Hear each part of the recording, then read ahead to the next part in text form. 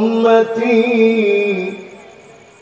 আল্লাহ আমার উম্মত, আমার উম্মত। সিজদায় পড়ে নবীজি কাঁদতেন উম্মতি উম্মতি বলে। 3 নম্বর কান্নার কথা শুনেন, নামাজের ভিতরে নবীজি যখন দাঁড়াতেন, আল্লাহ নবী তেলাওয়াতের ভিতরে উম্মতের মায়ায় কাঁদতেন। ইন তুআযিবুহুম ফাইন্নাহুম ইবাদুক, যদি আমার উম্মতকে শাস্তি দেন তারা তো আপনার গোলাম, শাস্তি দিলে তো বাঁচার কোনো উপায় নেই। তেলাওয়াত করে নবীজি উম্মতের মায়ায় কেঁদেছেন। আজকে যারা বসে আছেন এই উম্মতদেরকে ভালোবেসে নবীজি কাঁদছেন। 4 নাম্বার কান্নার কথা শুনেন, আল্লাহ হাবিব বলেন ওয়াজিদতু লাউ রাআইনা ইখওয়ানানা, আমার বড় মনে চায় এক নজর যদি ভাইগুলাকে দেখতে পেতাম। সাহাবায়ে কেরাম বলেন নবী আমরা কি আপনার ভাই না? আল্লাহ নবী বলেন না, তোমরা আমার ভাই না, বাল আনতুম আসহাবী, তোমরা তো আমার সাহাবী। ভাই তো হবে তারা মান আমানা বি ওয়া লাম ইয়ারানি, যারা ঈমান এনেছে জীবনে কোনদিন আমারে দেখে নাই, না দেখে যারা ঈমান এনেছে তারা হবে আমি নবীর ভাই। একটাবার চিন্তা করে বলেন তো দেখি, নবীজি আদর করে ভাই বলে ডাকছেন কাদেরকে? আমাদেরকে। জোরে কোন কাদেরকে? আমি আজকে এখানে বসে এই ওয়াজটা করবো সিদ্ধান্ত নিলাম তখন আমাদের আমির সাহেব যখন ঘোষক বলতেছিল যে সাদেক ভাই টুপি পড়াই দিবে, আমির সাহেব বলতেছিলেন যে আরে না হুজুর কর। তো উনি আদর করে সম্মান করে হুজুর বলতে বললেন, অথচ রাসূল আমাদেরকে আদর করে নিজে পরিচয় দিয়েছেন এরা হবে আমার ভাই। বলে কোন আল্লাহু আকবার। একটাবার চিন্তা করেন, মুসলমান নবী আমাদেরকে ভাই বলে ডেকেছে, জীবনে কিছু নেন নাই সব দিয়ে গেছেন। প্রায় দিন নবীজি ফজরের নামাজ পড়ে আসতেন, এসে স্ত্রীদেরকে বলতেন ঘরে কি কোনো খাবার আছে? আম্মা জানেরা বলতেন ঘরের ভিতরে কোনো খাবার নাই। নবীজি রোজা রেখে ফেলতেন, সাহারি করেন নাই, একটা খেজুর খেতে পারেন নাই, এক ঢোক পানি পর্যন্ত খায় নাই। নবীজি আবার রোজা রেখে ফেলতেন। তার মানে হলো আজকে যারা আমরা বসছি এই মাহফিলে নবীর বড় আদরের উম্মত, নবীজি আমাদের জন্য আল্লাহর কাছে বারবার পরীক্ষা দিয়েছেন। যদি নবীর উম্মত হয়ে পরিচয় দিতে পারেন, আমাদেরকে যিনি সেরাদের সেরা বানায় দিবেন তিনি কে? মাশাআল্লাহ, লিল্লাহে তাকবীর, লিল্লাহে তাকবীর।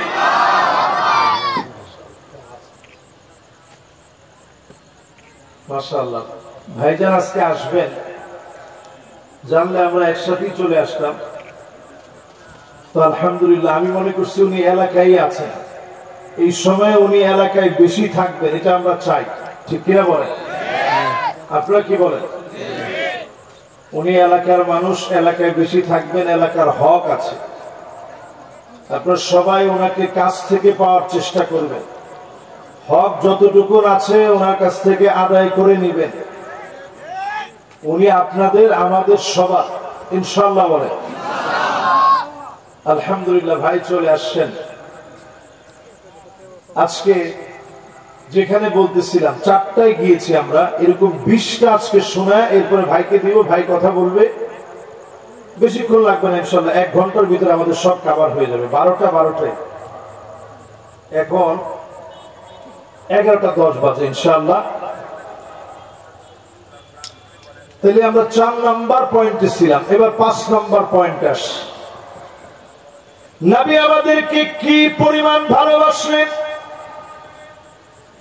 এত পরিমাণ ভালোবেসে গেছেন, আমার আপনার জন্য নবীজি অপেক্ষায় থাকবে, পুলসিরাতের কিনারায় দাঁড়ায় থাকবে। মানুষ সেদিন 3 ভাবে পুলসিরাত পার হবে। সিনফান মুশাতান, এক গ্রুপ পার হবে পায়ে হেঁটে হেঁটে। সিনফান রুকবানান, আরেক গ্রুপ পার হবে জান্নাতে আরোহণে চড়ে। সিনফান আলা উজুহিহিম, আরেক গ্রুপের চেহারা নিচের দিকে দিয়ে দিবে, পাগুলা উপরের দিকে দিয়ে দিবে। কেটে কেটে কত উম্মত জাহান্নামের দিকে পড়ে যাবে। নিচে জাহান্নামের আগুন দাউ দাউ করে জ্বলবে। আল্লাহর কিছু গোলাম এমন থাকবে, তারা যখন পুলসিরাত পার হবে, জাহান্নাম ডাক দিয়ে বলবে, জুজিয়া মুমিন ইন্না নূরাকা ইউতফিউ লাহাবি।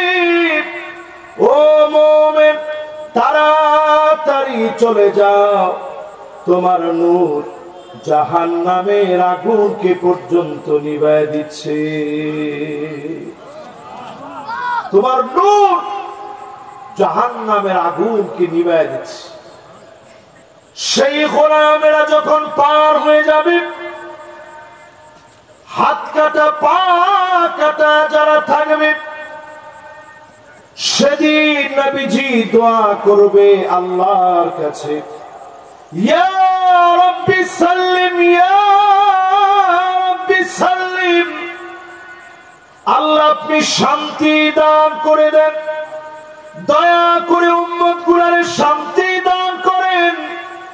নবী সেদিন আমার আপনার জন্য দোয়া করবে। নবীজির দোয়া কবুল করে যিনি মাফ করে দিবেন তিনি কে? 5 নাম্বারটা বলে এবার 6 নাম্বার হাদিসে শোনাই। নবীর উম্মতদেরকে আল্লাহ পাক 5টা শাসন দিবেন। একটু আঙ্গুলগুলো উঁচা করে বলেন তো কয়টা? সবাই কয়টা? এই জমিনের ভিতরে 5টা শাসন আসবে।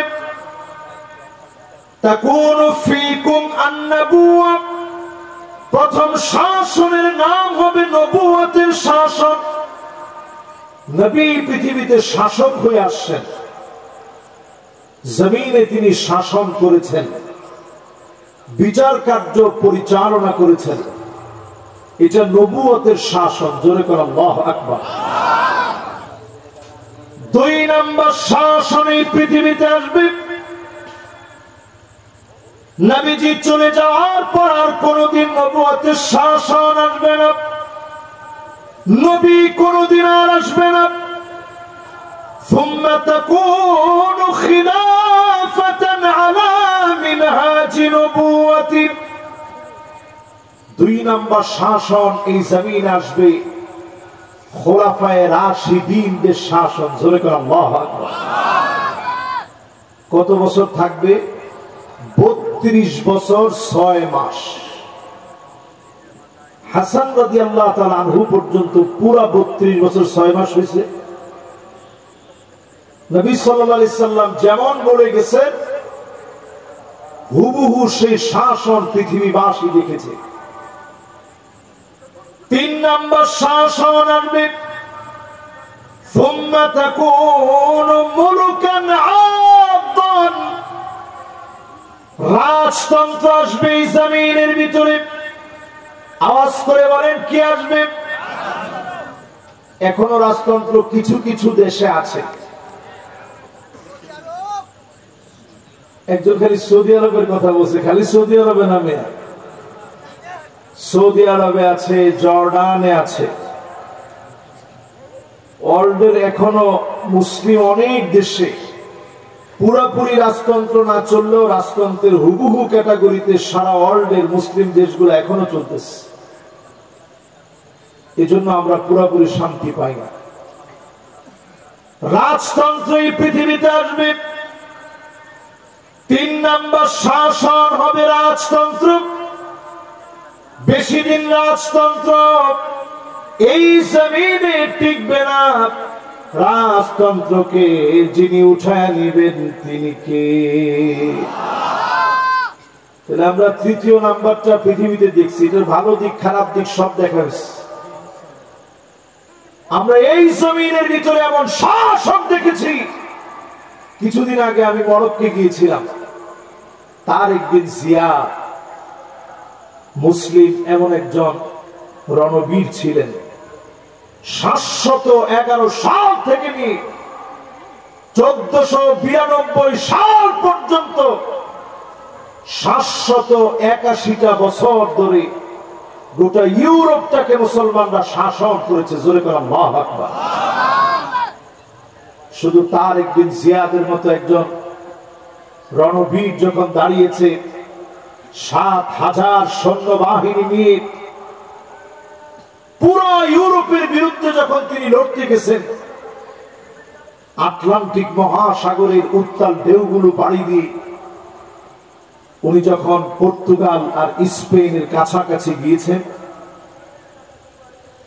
ওই পারে স্পেন এপারে মরক্কো, কাছাকাছি যখন তিনি গিয়েছেন, চতুর্দিকে যখন সৈন্যবাহিনী দেখা যাচ্ছে, তখন তিনি তাদের সঙ্গীদেরকে নিয়ে একটা বক্তব্য দিচ্ছেন।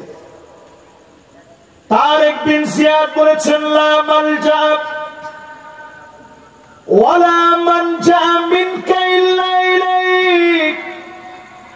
আজকে বাঁচার কোনো উপায় নেই, যাওয়ার কোনো জায়গা নেই। জীবন যদি দেওয়া লাগে আল্লাহর জন্য জীবন দেব, একমাত্র যার কাছে আশ্রয় নিতে হবে তিনি কে? সবাই বুঝে ফেলছে যে আজকে জীবন দেওয়ার জন্য প্রস্তুতি নেওয়া লাগবে। এমন ভাবে মুসলমানরা ঝাঁপায় পড়তেছিল, খ্রিস্টানরা বলতেছিল, ইন্না রাআইনা কওমান মাআ তারিক বিন জিয়াদ। তারিক বিন জিয়াদের সঙ্গে এমন নওজওয়ানদেরকে আমরা দেখেছি, লাউ আরাদু আন ইয়াখলাল জাবাল লাখালাউ। এরা যদি পাহাড়কে বলতো, পাহাড় সরে যাও, সমুদ্র তুমি থেমে যাও, মুহূর্তের ভিতরে পাহাড় সরে যেত, সমুদ্রের ঢেউগুলো থেমে যেত। বলেন আল্লাহু আকবার। বিজয় এমনি আসে নাই। রাজতন্ত্রের পতন এই জমিনে হয়েছে মুসলিম শাসকরা কোরআন সুন্নাহ ভুলে যাওয়ার কারণে। বিলাসী জীবন যাপনে অভ্যস্ত হতে হতে এমন হয়েছে, তোপকাপে মিউজিয়ামে গিয়ে এখন আপনারা দেখবেন সেখানে স্বর্ণের চামচ দিয়ে একসময় খাওয়া হতো। আল্লাহ পাক বেশি দিন আর টিকতে দেয় না, শেষ হয়ে গেল এই জমিন থেকে রাজতন্ত্র। এরপর একটা শাসন আসবে, নবীজি 4 নম্বরে বললেন, সুম্মা তাকুনু মুলুকান জাবরিয়া। এই জমিনের ভিতরে স্বৈরা শাসন আসবে, যারা আলেমদেরকে জেলে নিবে, নির্দোষকে দোষী বানাবে, মাজলুমদের কান্নায় জমিনটা ত্রাহি ত্রাহি করবে। ঠিক কিনা বলে? এই সময়টা আমরা দেখছি মনে হয় স্বচক্ষে। 16টা বছর বাংলাদেশে এমন কঠিন দিনগুলো আমরা পার করেছি। 16টা বছরে আমরা দেখেছি দেশের শ্রেষ্ঠ নাগরিকরা ফাঁসির মঞ্চে গিয়েছে, বাতিলের কাছে মাথা নত করে নয়। আমরা দেখেছি আমাদের প্রিয় মুফাসসির, যাকে দেখে এই অঙ্গনে আমরা ছোটবেলা থেকে আশা নিয়ে আজকে এখানে বসছি, তিনি শেষ দিন দুনিয়া থেকে যেদিন চলে যাবেন, দুইজনের কাঁধে বর দিয়ে তিনি একটা হাসি দিলেন। তিনি বোঝা দিয়ে গেলেন 13 বছর জুলুম করার পরেও একজন প্রিয় আল্লামা মাজলুম হতে হতে জালেম তার হাসি কেড়ে নিতে পারে না। সুতরাং এখানে যারা বসছেন, সেই স্বৈরা শাসনের পতন ঘটার পর নবীজির শব্দটা একটু খেয়াল করেন, পতন কেমনে ঘটবে। আল্লাহর হাবিব বলেন সুম্মা ইয়ারফাউ আল্লাহ, আল্লাহ টেনে উঠায় নিবে। আল্লাহ যখন টেনে উঠায় নেন, গরম ভাত থেকে যায়, খাওয়ার সময় থাকে না। এইভাবে শেষ হলো 4 নাম্বার শাসন। এই জমিনে শাসন আসবে কয়টা? একটু আওয়াজ করে বলেন, কয়টা? 5টার ভিতরে প্রথমটা হলো নবুয়তের শাসন। 2 নাম্বার শাসনের নাম কি? খিলাফতের শাসন। 3 নাম্বার শাসনের নাম কি? রাজতন্ত্র। মাশাআল্লাহ, সবার মনে আছে। 4 নাম্বার শাসনের নাম কি? স্বৈরাচার। দেখেন, বাংলাদেশটা কিন্তু এমন একটা দেশ, আমরা মনে করি ছোট্ট দেশ, গরিব দেশ, বদ্বীপের মতো ছোট্ট একটা দেশ, যার চতুর্দিকে অমুসলিম দিয়ে ভরা। কিন্তু এই দেশটাকে আল্লাহ তাআলা এত বেশি ভালোবাসেন, পুরাটা দেশের ভিতরে আল্লাহ তাআলা কালেমার কালেমার কালেমার বিজয় দিয়ে রাখছেন। বলেন আল্লাহু আকবার। এই দেশের ভিতরে তাকায় দেখেন, চতুর্দিকে মুসলিম থাকার পরেও আমার বাংলাদেশে কালেমার এমন বিজয় বিপ্লব আল্লাহ তাআলা দিয়েছেন। জায়গায় জায়গায় মসজিদ মাদ্রাসা দিয়ে এই জমিনকে আবাদ করানো হয়েছে।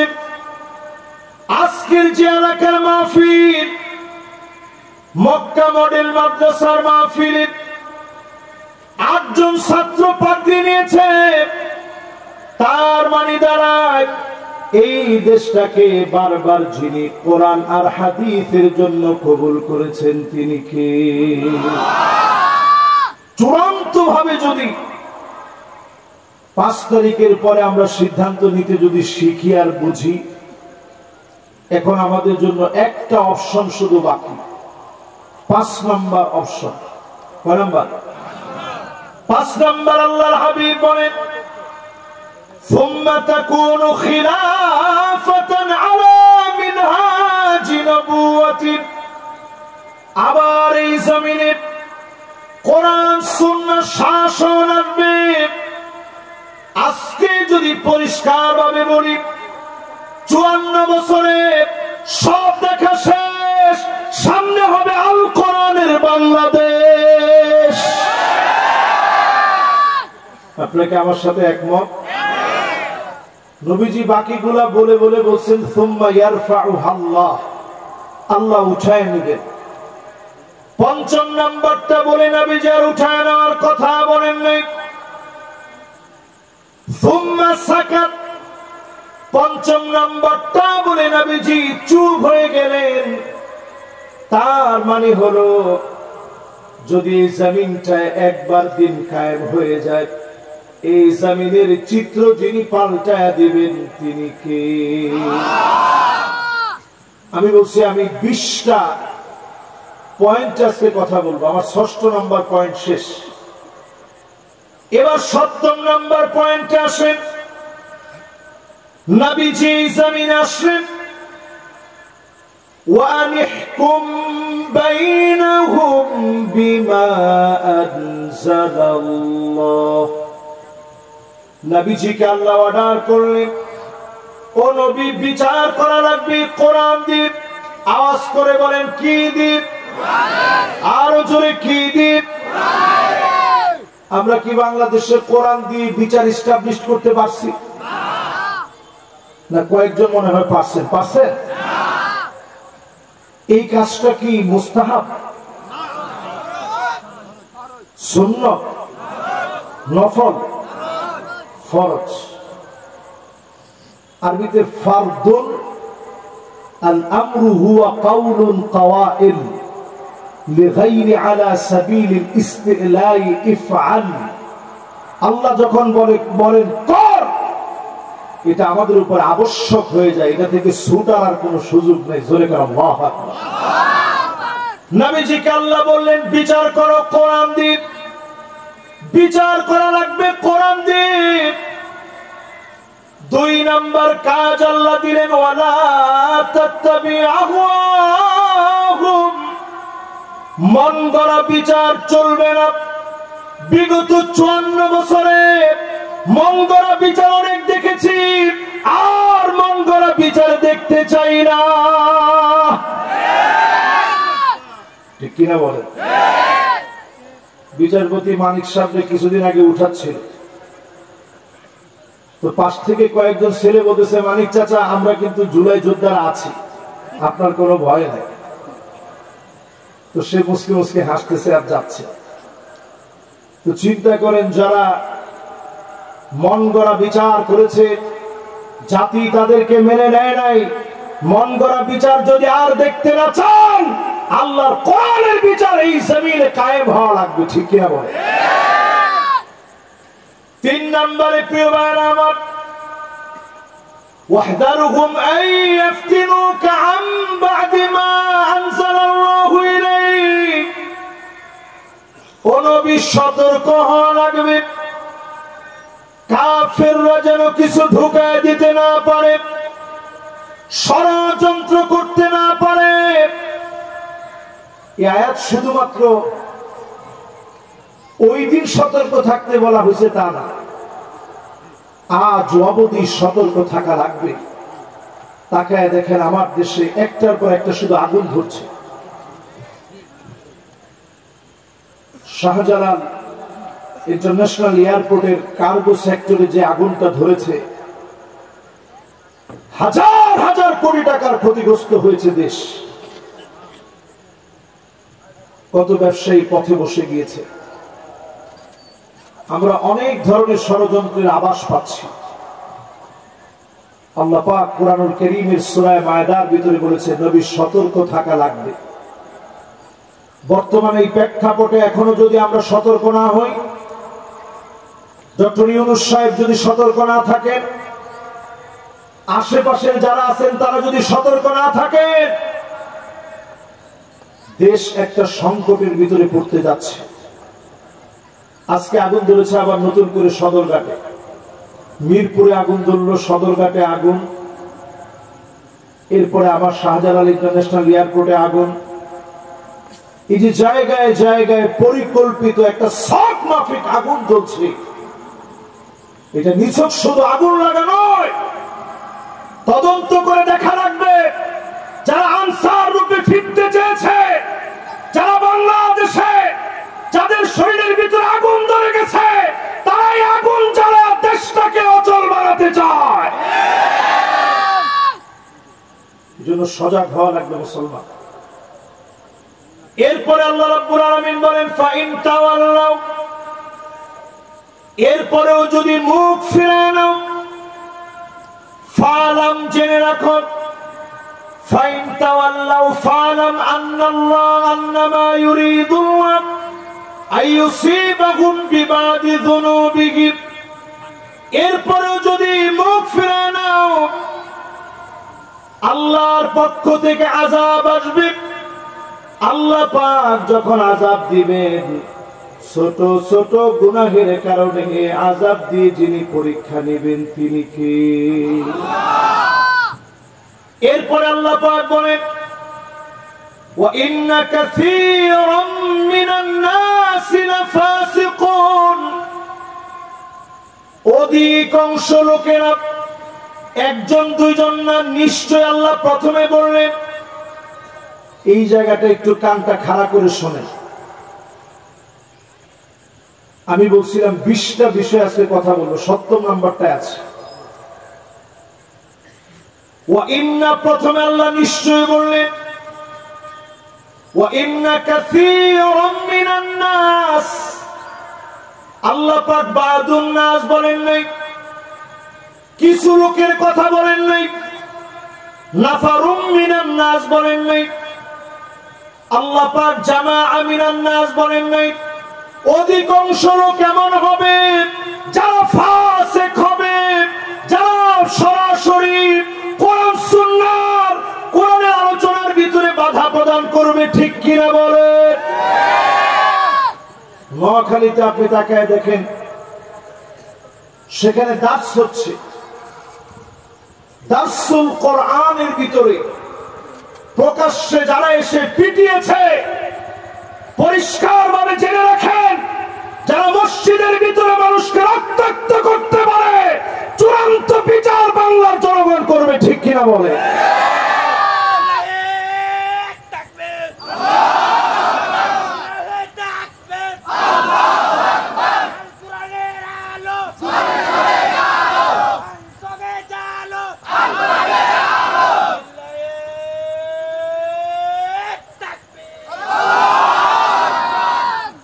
মাশাআল্লাহ, আমি আজকের এই মাহফিলে দেখলাম এখনো অনেকে ঘরে ঘরের পক্ষে আছেন। সংসদের পক্ষে থাকতে হবে, সংসদের পক্ষে আপনারা আছেন না ইনশাআল্লাহ? সংসদে যদি এখনো আমরা আলো জ্বালাতে না পারি, ঘরে ঘরে তো 54 বছর ধরে অনেক জ্বালাইছেন। আজকে আমি ঘরে বসে বলতেছিলাম, যদি এই দেশটায় যদি ইসলামী আইন আসে, এরকম মাহফিল করে আর আপনাদেরকে বোঝাতে হবে না, মাহফিলের জরুরত লাগবে না। তো অটো বাংলাদেশে ইসলামী আইন যদি হয়, মসজিদে মসজিদে বসে আপনাকে বয়ান শুনতে হবে ইনশাআল্লাহ বলে। এই মাঠ ঘাট সব ইসলামের আলোতে পরিপূর্ণ হবে। কত কষ্ট করে আপনারা আলো জ্বালায়, বাতি জ্বালায় এখানে মাহফিলের ব্যবস্থা করছেন, তখন রাষ্ট্রীয়ভাবে মাহফিলের আয়োজন করে আপনাদেরকে শোনানো হবে, সেখানে গিয়ে খালি আপনারা শুনবেন ইনশাআল্লাহ বলে। প্রিয় ভাইয়েরা আমার, আল্লাহ রাব্বুল আলামিন জানায় দিলেন, অধিকাংশ লোকেরা হবে ফাসিক, খালি ফাসিক হবে না, লাফাসিকুন, অবশ্যই ফাসিক হবে। যারা অবশ্যই ফাসিক, তারাই কোরআনকে এখনো বাধা দেয়, ঠিক কিনা বলে? যে লোকগুলো এখনো বলতে পারে কোরআন দিয়ে কি রাষ্ট্র চালানো যায়, শরিয়া আইন কি চলে, শরিয়া আইন দিয়ে রাষ্ট্র চলবে না, এটা যারা বলে পরিষ্কার তারা ফাসিকি করছে, কোরআন তাদেরকে ফাসিক বলেছে, ঠিক কিনা বলে? এরপরে আমার ভাইয়েরা, আল্লাহ রাব্বুল আলামিন বলেন, আফা হুকমাল জাহিলিয়াতি ইয়াবগুন, ও নবী, এত কিছুর পরেও লোকেরা কি জাহিল, জাহালাতের জীবন বেছে নিবে, অন্ধকারের দিকে ধাবিত হবে। আজকে যদি প্রশ্ন করি, চায়ের দোকানে বসে বসে দেখবেন কিছু লোক আছে বলতে থাকে আগেই ভালো ছিল, এরকম লোক আছে না? চায়ের দোকানে বসে কি বলে, এরকম লোক আছে না? পাশ থেকে যদি একজন খালি বলতে পারে যে হ্যাঁ ঠিকই বলছো, আগেই ভালো ছিল, তার বিলটা আমি দিব, আরেক কাপ চা দাও। কোরআনের ভাষায় আল্লাহ পাক তাদেরকে বলছে, আফা হুকমাল জাহিলিয়াতি ইয়াবগুন, এত কিছু দেখার পরেও নবী তারা কি জাহিলিয়াতের দিকে যাবে? দিনের পর দিন আলেমদেরকে যারা জুলুম করেছে, এখানে বেছে বেছে কোন দলের আলেমকে বাদ দেওয়া হয় নাই, বাদ দেওয়া হয়েছে। আমি কিন্তু কোন দলের পক্ষ হয়ে এখানে বসি নাই, দলের পক্ষ হয়ে এখানে ওয়াজও করছি না। কোন দলের আলেমকে কি বাদ দেওয়া হয়েছে? আপনি যদি দেখেন আল্লামা মামুনুল হক, তিনি কি জামাত ইসলামের আলেম? বাংলাদেশের প্রথিতযশা আলেম পরিবারের সন্তান, শেখুল হাদিস ইবনু শেখুল হাদিস, উনাকে কি পরিমাণ জুলম করা হল। এখানে কোন দল দেখা হয়নি, দেখা হয়েছে ইসলাম। জোরে বলেন, কি দেখা হয়েছে? দিনের পর দিন যারা জুলুম চালিয়েছে, দিনের পর দিন যারা অত্যাচার করেছে, ওই মানুষগুলো এখন যদি আপনার সামনে আসে, আপনি তাকায় দেখবেন কি পরিমাণ জুলুমের সাক্ষী তারা ছিল।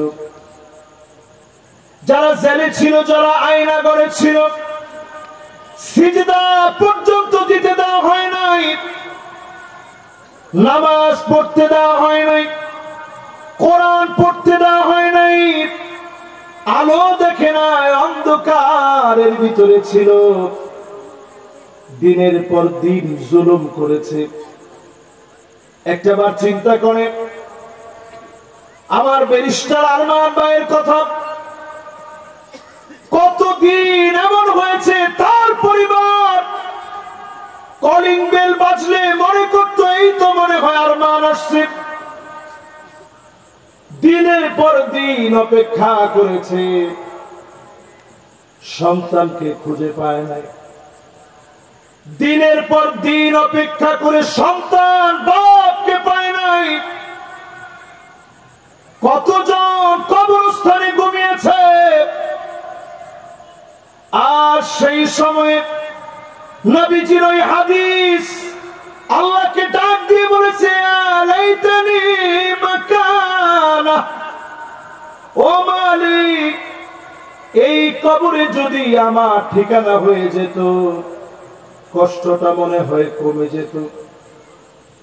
আল্লাহর কত গোলাম ঘরের মধ্যে ঘুমাতে পারে নাই, কত গোলাম ফাঁসির মঞ্চে গিয়েছে, কত গোলামের বুক জাজরা করে দেওয়া হয়েছে। অসংখ্য কোরবানির বিনিময়ে আজকের দিনটাকে যিনি দিয়েছেন হাদিয়া হিসেবে, তিনি কে?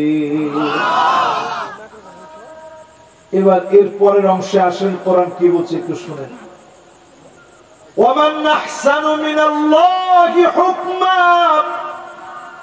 আল্লাহর হুকুমের চাইতে সুন্দরতম আর কোন হুকুম হতে পারে না। সবচেয়ে সুন্দর হুকুম যিনি কোরআনে দিয়েছেন, তিনি কে? এরপর আল্লাহ বলেন, সবাই এটা বুঝবে না, লিকৌমি ইউকিনুন, বুঝবে তারা, প্রবল বিশ্বাসী যারা হবে তারাই কেবল কোরআনের কাছে আসবে। এ মানুষগুলাকে যিনি মাফ করে কবুল করে নিবেন, তিনি কে? এবার আসেন আমার ৮ নম্বর পয়েন্টে যাই। যারা আজকের মাহফিলে আসছেন, মাল্লাম ইয়ারিফ লিআলিমিনা হাক্কাহু ফালাইসা মিন্না, যেই মানুষগুলা আলেমের হক জানে না, সে নবীর দলভুক্ত হতে পারে না। যারা এতদিন জুলুম করেছে, আলেমের হক তারা দিতে পারে না, তারা নবীর উম্মত হতে পারে নাই। ঠিক কিনা বলেন? ৯ নাম্বারটা শোনেন। ৯ নম্বরে নবীজি সাল্লাল্লাহু আলাইহি সাল্লামের একটা হাদিস আনতে চাই। নবীজি বলছেন, এমন একটা সময় এই দুনিয়ায় তোমরা দেখবা, ইয়াতাসাফাদু ফিত তারিক তাসাফুদাল হামির, মানুষজন নির্লজ্জ হয়ে যাবে, লজ্জা উঠে যাবে। এখন মানুষের মধ্যে লজ্জা কমছে না বাড়ছে? জোরে বলেন, লজ্জা কমছে না বাড়ছে? মানুষ এত নির্লজ্জ, এত বেহায়া হয়েছে। 10 বছরের একটা মাদ্রাসার ছাত্রী, গাজীপুরের কালিয়াকৈরে, সেখানে মেয়েটাকে ধর্ষণ করা হলো। আটকা রেখে মুসলমানদের এই দেশে ধর্ষণ করার পরেও এর বিচার চেয়ে একটা জিডি করা হয়েছে। জিডি করার পর হিন্দু পরিবার থেকে মুসলমানদেরকে হুমকি দেওয়া হয়েছে। হুমকি দেওয়ার পর মুসলমানেরা জিডি যেন উঠায় নেয়, সেখানে আলেম ওলামা একত্রিত হয়ে নতুন করে মামলা করেছে, তদন্ত হচ্ছে। প্রিয় আমার চাপাই নবাবগঞ্জের আমার প্রিয় ভাইরা, একটাবার চিন্তা করেন, মুসলমানের দেশে আজ আমার বোন যেখানে নিরাপদ না, যেখানে আমার বোন নিরাপত্তা লাভ করতে পারে না, ছোট্ট মেয়েটা পর্যন্ত যেখানে নিরাপদ না, এই জমিনটা অশ্লীলতায় ভরে যাচ্ছে। এই জমিনের ভিতরে পাশবিক নির্যাতন বেড়ে গেছে, মানুষ নির্লজ্জ বেহায়া হয়ে গেছে। এই সমাজকে যদি পরিবর্তন করে, আপনাকে দিয়ে যদি পরিবর্তন হয়, বাদা আল ইসলামু গরীবান ওয়া সায়াউদু গরীবান তুবা লিল কুরবা। এই জমিন ইসলাম প্রতিষ্ঠা হয়েছে ব্যতিক্রম কিছু মানুষকে দিয়ে, আবার ব্যতিক্রম কিছু মানুষ আসবে, তাদের হাত ধরে জমিনকে যিনি পরিবর্তন করে দিবেন তিনি কে? এবার আমার 9 নাম্বার পয়েন্ট শুনেন। কষ্ট হচ্ছে আপনাদের? এই তো ইনশাআল্লাহ আমি শেষের দিকে আছি, আর বেশিক্ষণ না, আর 15 মিনিট সময় আমার আছে। এই 15 মিনিট শুনেন। না না, আজকে আর বেশি লম্বা করা যাবে না। আজকে কর্তৃপক্ষ তো আমার দেরিতে উঠেছে, এরপরে আমার ভাই বসা, উনি আমার সম্মানিত দায়িত্বশীল, তো আমরা 15 মিনিট কথা শুনবো, একেবারে ডানে বামে আর কোনো কথা নাই। মনোযোগ আছে তো সবার? জোরে একটু বলেন তো লিল্লাহে তাকবীর। আমি 20টা পয়েন্টে কথা বলবো বলছিলাম, 9 নাম্বার পয়েন্টে আছি। জোরে বলেন, কয় নাম্বার পয়েন্ট? 9 নাম্বার পয়েন্টে বলছি আমার ভাইরা, এই জমিনের ভিতরে এমন সময় আসবে, নবীজি বলেছেন হাত্তা তোরাল আরদু দামান, সারা দুনিয়ার ভিতরে মুসলমানেরা মার খাবে, রক্ত ঝরবে মুসলমানের। আজকের রাতে যদি গুগলকে প্রশ্ন করেন, চ্যাটজিপিটিকে প্রশ্ন করেন, কি পরিমাণ মুসলমান মার খাচ্ছে, জবাব আসবে 2 কোটি মুসলমান মার খাচ্ছে। যদি প্রশ্ন করেন শরণার্থী কতজন মুসলমান, সারা দুনিয়ার ভিতরে 20 কোটি মুসলমান শরণার্থী হয়ে আছে, মাথার উপরে ছাদ নাই। মুসলমানেরা চরম দুর্দশায় দিন কাটাচ্ছে। এই মুসলমানদেরকে যদি নতুন একটা সূর্যোদয় দেখতে হয়, মেঘের আড়াল যদি এই সূর্যোদয়কে আটকা না দেয়, বাংলাদেশ আগামী দিনের কান্ডারি হবে, সারা দুনিয়ায় নেতৃত্ব ছড়ায় পড়বে। বলেন আল্লাহু আকবার। সারা দুনিয়ার ভিতরে একটা পরিবর্তন আসতেছে। 5ই আগস্ট ঘটছে বাংলাদেশে, 8ই ডিসেম্বর ঘটছে সিরিয়াতে। নতুন করে এখন তাকিয়ে আছে তিউনিসিয়া,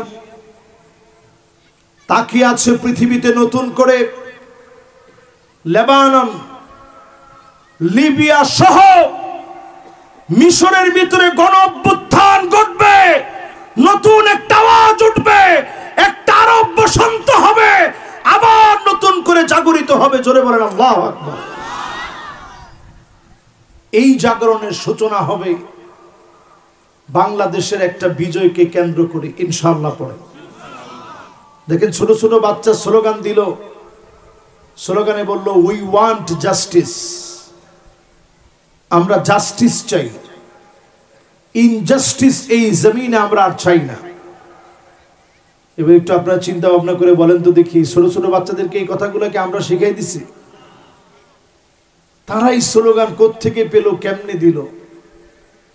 আপনারা দেখবেন প্রায় সময় আমাদের খতিব সাহেবরা খুতবা দেন, ইন্নাল্লাহা ইয়া'মুরু বিল আদলি ওয়াল ইহসান, তখন অধিকাংশ লোকেরা আমরা ঘুমাই।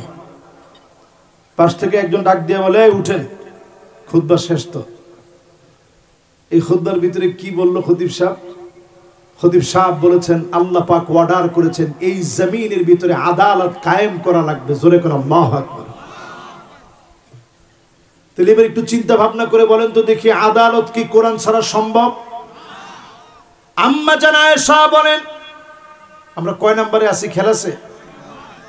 কয় নাম্বার? 9 এর পরে কয় নাম্বার? আম্মা জান আয়েশা বলেন 10 নম্বর। শুনেন, মা কামা রাসূলুল্লাহ সাল্লাল্লাহু আলাইহি ওয়াসাল্লাম আলাল মিম্বার হাত্তা সামি'তুহু আল আদল ওয়াল আদালাত ওয়াল ইনসাফ। আম্মা জান আয়েশা বলেন, নবীজির এমন কোন খুতবা ছিল না যেই খুতবার ভিতরে আদালতের কথা বলেন নাই, ইনসাফের কথা বলেন নাই, ন্যায় বিচারের কথা নবীজি বলে নাই। সব খুতবা দিয়েছেন ন্যায় আর ইনসাফের পক্ষে, আদালতের পক্ষে তিনি খুতবা দিয়েছেন। 11 নম্বর পয়েন্ট শুনেন, আল্লাহর নবী ইন্তেকালের আগে সাহাবায়ে কেরামের সঙ্গে বিদায় নিচ্ছিলেন। শরীরটা তখন অসুস্থ। নবীজি বলছিলেন, শোনো, ফালিয়াতাসা মিন্নি ক্বাবলাল কিসাস ইয়াউমাল কিয়ামা, কারো উপরে যদি বিচার করতে গিয়ে জুলুম করে ফেলি, আমার উপরে তোমরা প্রতিশোধ নিয়ে নাও। সাহাবায়ে কেরাম কান্নায় ভেঙে পড়েছে, ও নবী, কেমন করে আপনার উপরে প্রতিশোধ নেব? জীবনে কোনোদিন আপনি কারো উপরে জুলুম করেন নাই। হযরত ওমরের জীবনের দিকে তাকায় দেখেন, ফজরের নামাজের সময় ছুরি দিয়ে আঘাত করেছে, নাড়ি বুড়ি ছিদ্র হয়ে খাবার বের হয়ে যাচ্ছে। হযরত ওমর দাঁড়ায়া বলতেছিলেন, ভর করে দাঁড়াইছেন দুজনের কাঁধে, দাঁড়ায়া বলতেছিলেন, মান কানাত মিন কিবালি মাজলামা, কারো উপরে যদি সামান্য জুলুম করে থাকি, ফালিয়াতাসা মিন্নি ক্বাবলাল কিসাস ইয়াউমাল কিয়ামা, আল্লাহর আদালতে বিচারের আগে আমি ওমরের বিচার তোমরা করে নাও, আমি ওমরের কাছ থেকে প্রতিশোধ নিয়ে নাও। সবাই কান্নায় ভেঙে পড়েছে। খলিফাতুল মুসলিমিন, আমিরুল মুমিনিন, বিচারের ক্ষেত্রে আপনি কখনো পার্সিয়ালিটি করেন নাই, অন্যায় বিচার করেন নাই, অন্যায় কোন আবদান আপনি পূর্ণ করেন নাই। এমন নেতারা ছিল আমাদের নেতা। আজকেও যদি কোরআন সুন্নাহ দিয়ে রাষ্ট্র চলে, এমন যোগ্য নেতা যিনি দান করে দিবেন তিনি কে? কত নাম্বার গেছে? 11 নাম্বার গেছে। কত নাম্বার? একজনে কইছে 13। কত? 11। ঠিক আছে, এইবার 12 নাম্বার শুনেন প্রিয় ভাইরা আমার। আমি কোনো কথা আমার মন গড়া বলতে চাই না, বলবো না। অনেকে মনে মনে চিন্তা করতে পারেন যে হুজুর এই যে পয়েন্টগুলা বলতেছে, এই পয়েন্টের ভিতরে ভিতরে মনে হচ্ছে এই জমিনে দিন কায়েমের কথা বলতেছে। দিন কায়েমের কথা দিয়ে কোরআন হাদিস ভরা, আপনি যেদিকে তাকাবেন সেদিকে দিন কায়েমের কথা দিয়ে ভরা। কোন আলেম যদি এখনো না বুঝেন সামনের দিন আসবে এমন, আপনি ইখতিলাফ করবেন বহু পরের কথা, মাথায় থাকবে না টুপি পরবেন কই। ঠিকটাও তো বলে না। জোরে বলেন। আমি ছোট্ট একটা উদাহরণ দিই। কত নম্বরে আছি খেয়াল আছে আপনাদের? 11। এই 11-র ভিতরে ছোট্ট একটা উদাহরণ শুনেন। এটার কাউন্টেবল হবে না, কারণ এটা কোরআন হাদিসের বাইরের ছোট্ট একটা উদাহরণ। ছোট্ট উদাহরণটা হচ্ছে এই বনের ভিতরে বলদ ছিল 3টা, একটা সাদা, একটা কালা, একটা লাল। বাঘ প্রথম দিন এসে হুট করে একত্রে আক্রমণ করলে বাঘ ধরা খেয়ে যাবে। দুইজনের সাথে সন্ধি চুক্তি করছে। লাল আর কালোটার সাথে সন্ধি চুক্তি হয়েছে যে সাদাটার কোনো কালার হইল, এক কাজ কর তোরা মেরে খেয়ে ফেল। লাল আর কালারটা মিলে বলল না, এক জাতীয় আমরা, সমজাতীয়, কেমনে মারি কেমনে খাই, এক কাজ করেন মহাশয় আপনি মেরে খান, আমাদের কোনো নিষেধ নাই। প্রথম দিন মেরে খেয়ে ফেলছে সাদা বলদকে, বাকি আছে আর কয়টা? পরের দিন বিনা নোটিশে হাজির হয়েছে কালোটার কাছে। আইসা কয় তোর কি কোনো কালার হইল, তুই কালা। বিনা নোটিশে তারে ঘপ করে খেয়ে ফেলছে। এর পরের দিন আসছে লালটার কাছে, বলছে তোরে তো খাইতাম প্রথম দিন, তোর তো কোনো কালারই নাই এটা, কিন্তু একবারে তো খাওয়া যায় না, এই জন্য তোর একটু সুযোগ দিছি, এখন তোরে খাবো। তো লালটা বলতেছে আমি একটু পাহাড়ের উপরে যাই, একটা ছোট্ট কথা বলে চলে এসি, আসলে পরে আপনি আমারে খায়েন। পাহাড়ের উপরে গিয়ে ওই লাল বলদটা বলছে উকিল তু ইয়াউমান, এটা কিন্তু একটা বানানো গল্প আর কি। উকিল তু ইয়াউমান, ইয়াউমান উকিলা সাউরুল আবিয়াদ, ওই দিন আমাকে খেয়ে ফেলা হয়েছে। সাদা বলদকে যেদিন খাওয়া হয়েছে, আল্লামা সাঈদীকে যেদিন অ্যারেস্ট করা হয়েছে, বাংলাদেশের প্রত্যেক আলেমকে অ্যারেস্ট করা হয়েছে। এটা বুঝতে যত দেরি হবে তত বেশি এদেশে দিন কায়েম দেরি হবে। যত তাড়াতাড়ি বুঝবেন এই জমিনে তত তাড়াতাড়ি দিন কায়েম হয়ে যাবে। জোরে কোন আল্লাহু আকবার। এবার আমরা ছিলাম 11 নম্বরে, এবার চট করে চলেন 12 নম্বরে যাই। কত নাম্বার? 12 নম্বরে। প্রিয় ভাইরা আমার, এই জমিনে যদি দিন কায়েম না হয়, হাত্তা ইয়াতাবাহান নাসু বিল মাসাজিদ, মসজিদে মসজিদে মারামারি হবে। পরিষ্কার ভাবে শুনতে চাই, মসজিদে মসজিদে এখন মারামারি আছে না নাই? কি বলেন? না না না, জি এত আসতে হইলে চলবে না, একটু জোরে বলেন আছে। নোয়াখালীতে আপনারা দেখছেন, এই হাদিস তো আজকে নবীজি বলে যান না, 1450 বছর আগে বলে গেছেন। মিলায় দেখেন এখন পদ পদবি নিয়ে মারামারি। ইমাম সাহেব সেজদা একটু দেরি করলে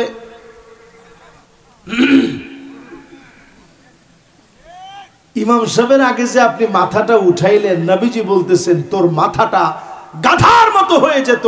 আমায় একসাল্লাযী আইয়ারফা রাসাহু ক্বাবলা ইমাম আইয়ুহাউইল আল্লাহু রাসাহু রাসাল হিমার, তোর চেহারাটা গাধার মতো হয়ে যেত, শুধু নবীর উম্মত দেখে আল্লাহ মাফ করে দিয়েছে। জোরে কোন আল্লাহু আকবার। কত নাম্বার শেষ? এবার 13 নাম্বার শুনেন আমার ভাইরা। পিছনে একজন উঠছে মাদ্রাসার তালিবুল ইলম, বসেন। মাশাআল্লাহ, এরপর তো বসে না, বসবি ইনশাআল্লাহ। এই তো মাশাআল্লাহ, লিল্লাহি তাকবীর। এটা চাপাই নবাবগঞ্জের মানুষ, মাশাআল্লাহ। কত নম্বরে ছিলেন? 13 নম্বর না? চলেন 13 নম্বরে। নবী আলাইহিস সালাতু ওয়াস সালাম আমাদেরকে জানায় গেলেন, এমন সময় তোমরা দেখবা হাত্তা ইয়াতুনা জারহু, প্রতিবেশী প্রতিবেশীকে মারবে। এখন বাংলাদেশে এগুলো হয় না, কি বলেন? হয়। আখাহু, আপন ভাই পর্যন্ত ভাইকে মেরে ফেলবে শুধুমাত্র সম্পত্তির লোভে, ঠিক নেই? আবাহু, বাপকে পর্যন্ত সন্তান মেরে ফেলবে, এ কথা ভাবা যায় না, এই কথা চিন্তা করা যায় না। আমি বড় গর্ব করে বলি, এখনো আমি আমার আব্বা আম্মার সঙ্গে থাকি। আমার কাছে বড় দোয়া মনে হয়, প্রতিনিয়ত আব্বা আম্মার কাছ থেকে দোয়া নিয়ে বের হই। মা বাবা কত বড় সম্পদ, সেই মা বাপ শহীদ হবে সন্তানের হাতে। কয়েকদিন আগে দেখেন রমজান মাসে সন্তানের হাতে বাপ শহীদ হল। কিছুদিন আগে আলেমকে পর্যন্ত সন্তান মেরেছে। বাপ আলেম, ছেলে মাদ্রাসায় পড়ে, তারপরেও ছুরি দিয়ে আঘাত করতে দেরি করে নাই। এই দৃশ্যগুলা যদি জমিন থেকে বন্ধ হওয়া লাগে, আল্লাহর কোরআনের আইন এই জমিনে লাগবে, ঠিক কিনা বলে? কত নাম্বার শেষ? 14 নম্বরে প্রিয় ভাইরা আমার, আল্লাহর হাবিব বলেন এই জমিনের ভিতরে এমন সময় আসবে, যেই সময়ে তোমরা দেখবা হাত্তা ইয়াবুদাল্লাত ওয়াল উজ্জা, মূর্তির সামনে গিয়ে মুসলমানেরা মাথা নত করবে, মূর্তির সামনে গিয়ে মুসলমানেরা নত হয়ে যাবে। এই দৃশ্য চোখে চোখে পড়বে। মুসলমান এখন কোনোভাবে যেন ঈমান না হারায়। এখনো যদি না বুঝেন, অচিরেই নিয়ামত যিনি ছিনায় নেবেন তিনি কে? আমরা শুধুমাত্র পূজা মণ্ডপের কথা আমি বলছি না, ঘরে ঘরে এখন মূর্তি, পুতুল, ছবি আছে না নাই? জোরে কোন আছে না নাই? হযরত আলী রাদিয়াল্লাহু তাআলা আনহুর ঘরে নবীজি যাচ্ছিলেন মেহমান হয়ে, ঘরের ভিতরে পা দিয়ে নবীজি বের হয়ে যাচ্ছেন। নবীজি বলছেন, লা তাদখুলুল মালাইকাতু বাইতান ফীহি তাসাউইর, ছবি থাকলে ওই ঘরে ফেরেশতা যায় না। নবীজি ওই ঘরে যেতে চান নাই।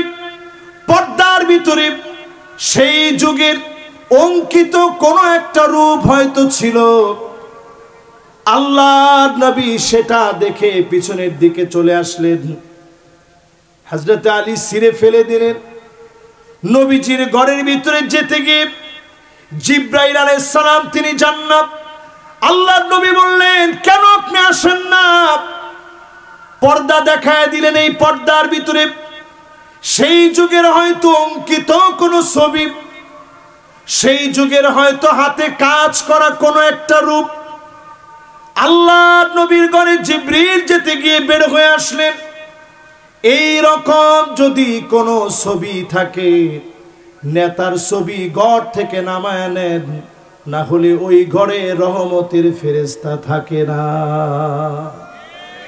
ঠিক কিনা বলেন? আপনি কি কষ্ট পেয়েছেন আমার কথায়? বুলবুল ভাইয়ের ছবি কি ঘরের ভিতরে লটকানো যাবে? ঘরের ভিতরে রাখা যাবে না। ঘরের ভিতরে কোনো ছবি নেই। ঘরের ভিতরে কোনো ছবি লটকাবেন না। আপনার ঘর যদি রহমত দিয়ে ভরতে চান, ছবি সরায় ফেলে। কত নাম্বার এটা? 15 নম্বরে প্রিয় ভাইয়েরা আমার, হাত্তা তুত্তাখাযাল মাসাজিদু তুরুকা, এমন সময় জমিনে আসবে রাস্তা দিয়ে হেঁটে হেঁটে চলে যাবে। বড় আফসোস, মুসলমান নামাজের জন্য ঢুকবে না, মসজিদে যাবে না, নামাজ পড়বে না। আজকে এখানে মাহফিল হচ্ছে, দিন কায়েমের কথা চলছে। একটা বার আপনি ভেবে দেখেন, ফজর থেকে নিয়ে এশা পর্যন্ত যদি বলা হয় অধিকাংশ লোকেরা নামাজ পড়েছে, জোরে কম, এখন কোন আওয়াজ নাই, সব চুপ হয়ে গেছে। স্পষ্ট মনে রাখবেন, যে লোকটা বেনামাজি, নামাজ যার নাই, সে মদখোরের চাইতে আল্লাহর কাছে নিকৃষ্ট। ঠিকটা একটু একটু জোরে কর, আমার কাছ থেকে এবার একটু দলিল নেন। জেনাকারের চাইতে ওই লোকটা নিকৃষ্ট যে ব্যক্তি নামাজ ছেড়ে দেয়। কিন্তু 5টা লোক যদি মনে করেন এই চাপাই নবাবগঞ্জের আজকের এই জায়গায় 5টা লোক যদি মদ খেয়ে মারা যায়, মাইকে এলান করা লাগবে না, এদিকে 10 কিলো, এদিকে 10 কিলো, এদিকে 10 কিলো, সব জায়গায় এলান হয়ে যাবে মদ খেয়ে কয়জন মারা গেছে। কিন্তু চিন্তা করেন প্রতিনিয়ত কত বেনামাজি মারা যাচ্ছে। আমরা অনেকে বুঝি না, দেখি এটা কিছু মনে করি না। বেনামাজি যখন কবরে যাবে, ফেরেশতারা একজন আরেকজনকে বলবে তারিকুস সালাত, নামাজ পরিত্যাগকারী এসেছে।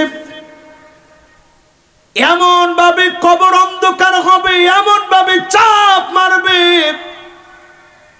ডান দিকের হাড়গুলা বাম দিকে চলে আসবে, বামের হাড়গুলা ডান দিকে চলে আসবে।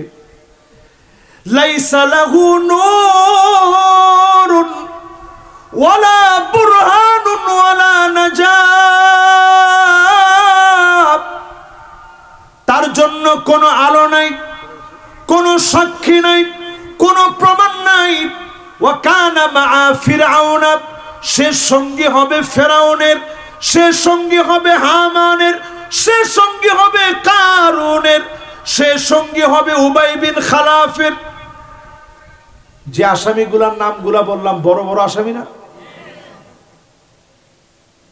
এখানে কোনো মদখোরের নাম নাই। এরকম বড় বড় আসামি, এগুলো মদখোর, জেনাকার, যা বলেন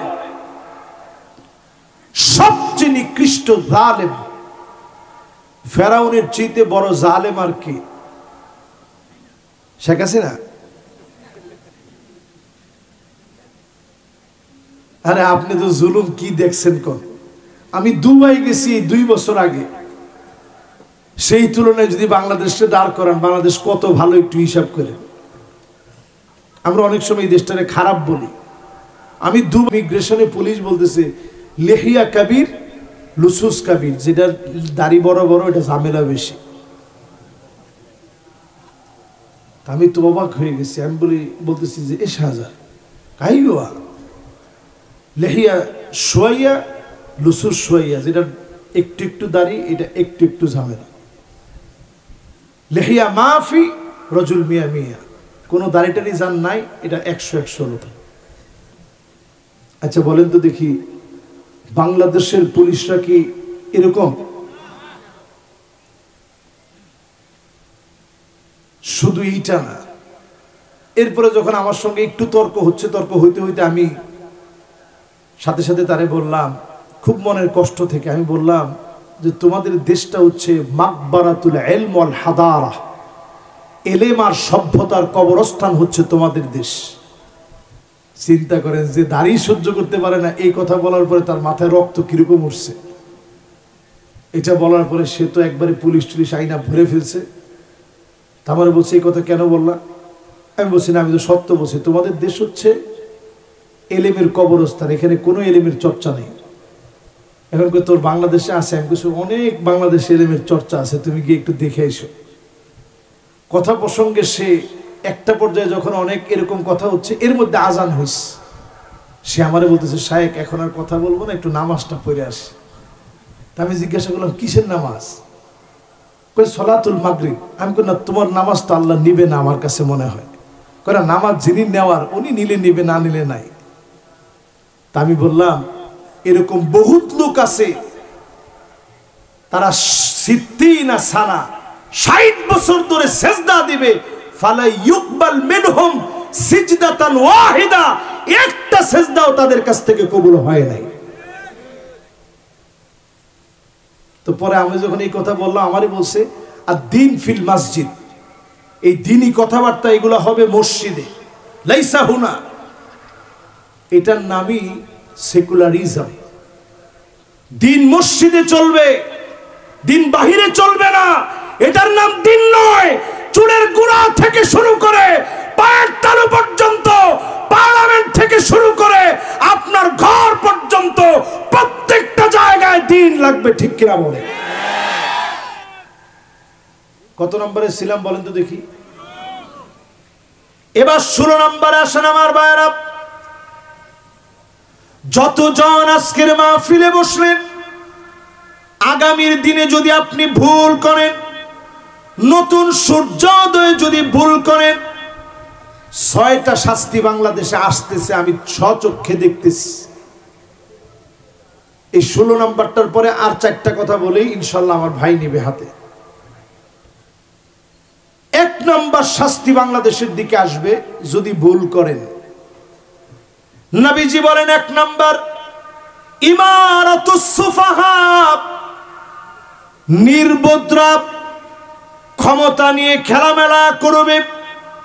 নির্বোধরা যদি ক্ষমতা নিয়ে খেলামেলা করে, বড় ধরনের বিপদ হয়ে যাবে, স্বাধীনতা হুমকির মুখে পড়ে যাবে, আমাদের শত্রুরা সব ফায়দা লুটে নেবে, ঠিক কিনা বলে? 2 নম্বর শাস্তি আসবে কাসরাতুস শর্ত, নতুন নতুন শর্ত দিবে। আগে যেমন কিছু হলে রাজাকার বলতো, এখন দেখি নতুন করে অনেকে মৌলবাদ বলে, ঠিক কিনা বলে? কি মনে হয়, কি মনে হয় মিলে এগুলা? 3 নাম্বার নবীজি বলে গেছেন বিয়াউল হক, টাকার বিনিময়ে হুকুম বিক্রি হবে।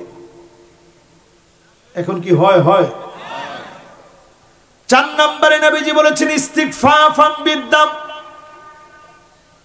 চতুর্দিকে জেনোসাইড শুরু হয়ে যাবে। এই যে আজকেও জাবিতে বিএনপির একজন ভাইকে, ছাত্রদলের ভাইকে কে যেন মেরে রেখে গেছে। জাবির ছাত্র দলের একজন দায়িত্বশীলকে একটা নির্জন একটা বাড়ির ভিতরে কে মেরে রেখে গেছে। জায়গায় জায়গায় আগুন, হত্যা, ঘুম। এরকম যখন আপনি দেখবেন, এটাকে আরবিতে বলে ইস্তিগফাফাম বিদ্দাম। চতুর্দিকে জেনোসাইড হতে হতে গৃহযুদ্ধের রূপ নেবে। আল্লাহ মাফ করুক, যদি ভুল করেন সামনের দিন বাংলাদেশে গৃহযুদ্ধ হবে। 5 নম্বরে আল্লাহর হাবিব বলেছেন কাতিয়াতুর রাহিম, আত্মীয়তার সম্পর্ক থাকবে না। এখনই তাকালে দেখা যায় ভাই ভাইরে চিনে না। 6 নম্বরে নবীজি বলেছেন এমন সময় আসবে, স্বচক্ষে তোমরা দেখবা, যেই সময়ে আমি আপনি তাকালে দেখবো আকাল্লুহুম ফিকহান, যাদের একেবারে বুঝ নাই, তারা চেয়ারের ভিতরে বসে আছে। এই 6টা শাস্তি আমার কাছে মনে হয় কাছাকাছি সময় অপেক্ষা আছে। যদি এই জমিনের দিন কায়েম করতে পারেন, আগামীর সূর্যোদয় হবে ইসলামের পক্ষে। জোরে বলেন আল্লাহু আকবার। তাহলে 16 নম্বরটা শেষ। এবার কত নাম্বার? 17 নম্বরে প্রিয় ভাইরা আমার, ওয়া ইন তুখালিতুহুম ফাইখওয়ানুকুম, অন্যদেরকে ভাই বানায় নেন, কোরআনের সৌন্দর্য বোঝান, দাওয়াত দেন, আদর করেন, দেখবেন ফলশ্রুতিতে সবাইকে যিনি ভাই ভাই বানায় দিবেন তিনি কে? 18 নাম্বার, নবীজি আমাদের জন্য দোয়া করে গেছেন আল্লাহর কাছে। এখনো নবীজি দোয়া করেন। যখনই আমরা সওয়াবের কোন কাজ করি, হামিদুল্লাহ, আল্লাহর প্রশংসা আদায় করে। উম্মত যদি গুনাহ করে ফেলে, নবীজি আল্লাহর কাছে ক্ষমা চান। 18 নম্বরে প্রিয় ভাইরা আমার, যতজন এই মুহূর্তে শুনছেন, যদি আজকের এই মাহফিল শুনে একটা কথাও নিয়ে যেতে পারেন, আমার মা বোনদেরকে যদি ঘরে ঘরে শুধরে দিতে পারেন, শেষ জামানায় আন্নানা নারীরা এমন হবে সব আমার নামে লাগবে। এখনকার নারীরা চায় কি চায় না? এদিক থেকে একজন বলছে চায়, আর সবাই চুপ। নারীরা এখন চায় কি চায় না? এরপরে দেখবেন মান্নানা, কথায় কথায় খোটা, আমি দেখে তোমার ঘর করে খেয়ে গেলাম। এরপরে দেখবেন হান্নানা, সারাদিন কষ্ট করে আসছেন, এক গ্লাস পানি স্ত্রী যদি দিতে বলেন এমন একটা ধমক, সাথে সাথে আপনি বলেন যে না দুষ্টামি করছি, পানি পিপাসাই লাগে না।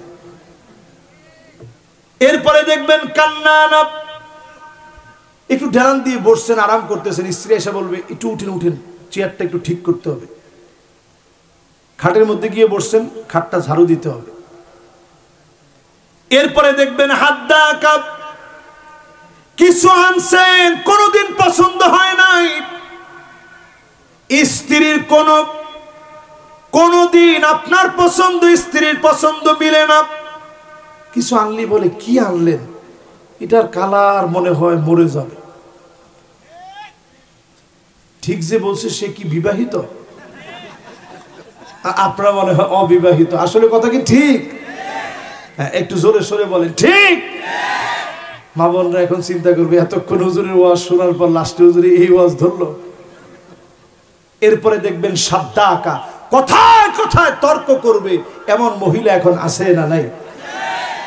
এরপরে দেখবেন বাররা আঁকা, শুধু তর্কই করবে না, লাঠি নিয়ে স্বামীরে পিটাইতে পর্যন্ত দেরি করবে না। ঠিক কিনা বলেন?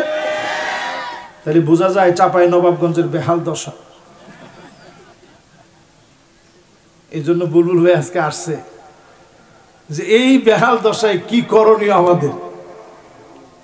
এবার একটু বলেন, যারা আমাদের স্প্যান্ডেলে আছে এখানকার মহিলারা কি এমন? মাশাআল্লাহ, অন্তত আপনারা সাক্ষী দিচ্ছেন যে না হুজুর, এখানকার ঘরের মহিলারা আলহামদুলিল্লাহ যারা এখানকার আসছে এরা এরকম না। তাহলে এবার একটু হিসাব মিলায় দেখেন, এই সমাজের পরিবর্তন দরকার আছে না ভাই? মা বোনদের কথা বললাম, এবার যদি বলি 19 নম্বরে পুরুষেরা যারা আছেন, কয়জন আপনি ঘরে গিয়ে আগে সালাম দেন? আচ্ছা হাত উঠে না। ঘরের ভিতরে গিয়ে ঘর ঝাড়ু দিচ্ছেন এমন কে কে আছেন? একটু হাত উঠান তো দেখি। 1 2 3 4 5 6 7, এটা কাউন্টেবল, মোটামুটি কাউন্ট করা যায়।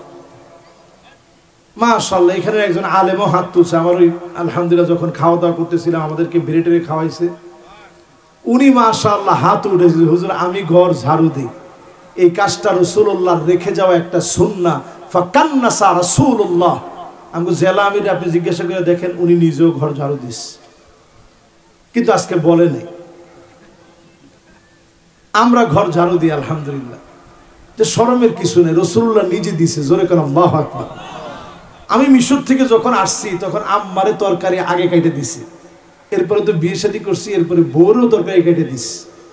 এই যে তরকারি কেটে দিছি এটা রাসূলুল্লাহর আরেকটা সুন্নাহ। আম্মা জান আয়েশা বলেন, ছোট্ট ছুরিটা দিয়ে আমার রাসূল তরকারি কেটে দিতেন। জোরে করে আল্লাহু আকবার। আম্মা জান যদি অসুস্থ হয়ে যেতেন, নবীজি চোখের পানিগুলা মুছে দিতেন, নবীজি সঙ্গ দিতেন, ঘোরাতে নিয়ে যেতেন।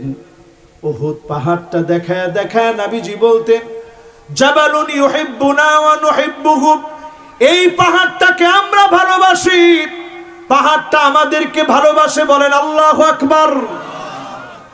এরকম ঘুরায় ঘুরায় নিয়ে আসতেন। কয়দিন ঘুরাইছেন? স্ত্রীর মন বোঝার চেষ্টা করেন। 19 নম্বর শেষ, এবার 20 নম্বর। নবী আলাইহিস সালাতু ওয়াস সালাম বলেন, কোরআনুল কারীম আল্লাহ আয়াত নাযিল করলেন, আল্লাহ পাক জানায় দিলেন, কুল হুয়াল কাদিরু আলা আন ইয়াবআসা আলাইকুম আযাবাম মিন ফাওকিকুম। ও নবী, আযাব আসবে উপরের দিক থেকে। আপনার উম্মত উল্টা পাল্টা করলে আযাব আসবে উপরের দিক থেকে, পাথর পড়বে আসমান থেকে, ঘন বৃষ্টি হবে, উম্মত শেষ হয়ে যাবে। নবীজি কান্না শুরু করছে, আল্লাহ এরকম আযাব দিন, আমি তো উম্মত দেখিই নাই। ওই যে শুরু করছিলাম নবীজির কান্না দিয়ে। এরপরে আল্লাহ রাব্বুল আলামিন আয়াত নাযিল করলেন, আও মিন তাহতি আরজুলিকুম, পায়ের নিচ থেকে নাইলে আযাব আসবে। নবীজির কান্না দেখে আল্লাহ দ্বিতীয় অপশন দিলেন, নবী তাইলে ঠিক আছে, উপরে যদি না মানেন তাহলে নিচের থেকে আযাব আসবে, টর্নেডো হবে, ঘূর্ণিঝড় হবে, সাইক্লোন হবে, ভূমিকম্প হবে, ভূমিধস হবে। বাংলাদেশের টেকটনিক প্লেটটা একেবারে ফাটল ধরে গেছে। গবেষকরা বলছে 9 মাত্রার প্রলয়ঙ্কারী একটা ভূমিকম্প ঢাকায় হতে পারে। অর্ধেক ঢাকা পুরাটা সেজদায় পড়ে যাবে। কিন্তু বারবার দেখবেন ভূমিকম্প আসে, তারপরেও মালিক ফিরায় নেয়। কারণ নবীজি আল্লাহর কাছে সেদিন কেঁদেছেন, আল্লাহ এত বড় আযাব দিন না। এই দেশে নবীর উম্মতের সংখ্যা অনেক বেশি, আল্লাহ পাক আযাব না দেন। নবীজি কেঁদে কেঁদে বলেছেন আযাব না দিতে। এবার 3 নাম্বার অপশন আল্লাহ দিলেন, নবী তাহলে 3 নাম্বারটা নেন। 3 নাম্বার অপশন কি? আও ইয়ালবিসাকুম শিয়া, নবী আপনার উম্মত দলে দলে দলে দলে বিভক্ত হবে। ওয়ায়ুযীকা বা'দুকুম বা'সাবাদ, একজন আরেকজনকে মারবে, মারার পরে বলবে মারার মতো মেরেছি। এই যে 28 অক্টোবর আসতেছে, তাকায় দেখেন আমার জসিম ভাইকে যারা মেরেছে, ওদের চেহারার দিকে তাকালে মনে হয় ওরা মুসলমানের সন্তান হয়ে আমার ভাইকে তারা শহীদ করেছে, ঠিক কিনা বলে? তার মানে স্পষ্ট ভাবে বোঝা যায়, আপনি দেখলে মুসলমানের মতো মনে হবে। একজন আরেকজনকে মারবে, মারার পরে বলবে যে মারার মতো মেরেছি, স্বাদ নিবে। নবীজি এটা বলার পর আল্লাহর কাছে বলেন, আল্লাহ এটা তো আহওয়ান ওয়া আইসার, আগের সবগুলার চাইতে এটা সহজ, ভাই ভাই কয়দিন মারামারি করবি, ঠিক হয়ে যাবে। আজকের মাহফিল থেকে বলি, 54টা বছরে অনেক মারামারি, কাটাকাটি, হানাহানি, বিবেক ঝগড়া আমরা দেখেছি, আর দেখতে চাই না। 54 বছরে সব দেখা শেষ, সামনে হবে আল কোরআনের বাংলাদেশ।